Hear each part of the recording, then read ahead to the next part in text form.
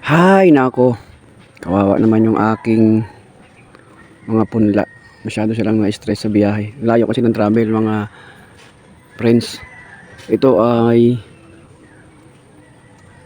sa 2 hours may kitang biyahe, tapos naipit-ipit na sa biyahe, kaya tinan nyo, kawawa naman ang punla nating talong. Sana makarecover siya. Kasi ito yung ating punla. Oh. Ito yung talong. Ganda pa naman ito. Calixto F1 ang variety nitong talong ito. Sana makarecover.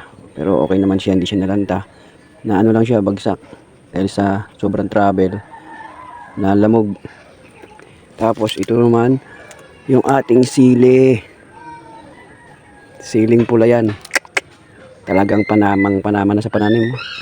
Sandangkal na yung taas. Kailangan na talaga may transfer ito. Ito ay 75 pieces.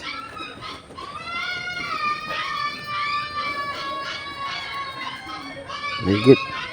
Ito naman ay 128. Sana mabuhay. Buhay naman lahat, pero mayroong na-deform Makabangon lang ulit siya. So yan, mga friends, ang ating tatanim na punla. So may 200 no. Tapos meron pa tayong maliliit. Ayan, mga bagong punla. Kaya maliliit pa. Talong din yan. Tapos ito okra. Okra yan mga friends. So may 100 din yan. Dito natin yan ilalagay sa nalinisan nating area. Malawak-lawak din tong ating tataniman. Kaya ayun, natuyo na yung mga tinawas natin damo. May naiwan na lang kaunti.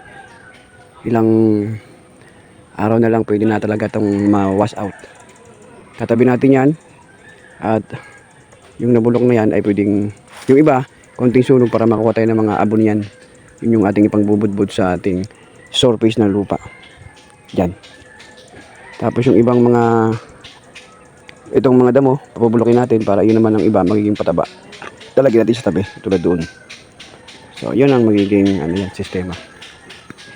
Dito naman sa kubo, yung ating hideout. Relaxation natin dyan pagka mainit na. Katulad nga mainit, pahinga tayo. Maya tayo uli maglilinis. So nakakaano rin, refresh. Meron kang nakikitang mga ganito. Lalo na kapag ito nataniman, magiging green uli yan ng mga green color yan, area na yan. So yun na, malapit tayong prepare.